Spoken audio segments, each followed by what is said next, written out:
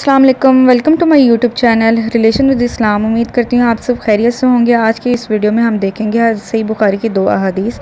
حدیث نمبر 25، رسول اللہ صلی اللہ علیہ وسلم نے فرمایا، مجھے حکم دیا گیا ہے کہ لوگوں سے جنگ کرو اس وقت تک کہ وہ اس بات کا اقرار کر لیں کہ اللہ کے سوا کوئی معبود نہیں ہے، اور یہ کہ محمد صلی اللہ علیہ وآلہ وسلم سچے رسول ہیں، اور نماز ادا کرنے لگیں اور زکوٰۃ دیں۔ جس وقت وہ یہ کرنے لگیں گے تو مجھ سے اپنے جان و مال کو محفوظ کر لیں گے، سوائے اسلام کے حق کے، رہا ان کے دل کا حال تو ان کا حساب اللہ کے ذمہ ہے۔ صحیح بخاری حدیث نمبر 26۔ رسول اللہ صلی اللہ علیہ وسلم نے سے دریافت کیا گیا کہ کون سا عمل سب سے افضل ہے؟ آپ صلی اللہ علیہ وسلم نے فرمایا، اللہ اور اس کے رسول پر ایمان لانا۔ کہا گیا، اس کے بعد کون سا؟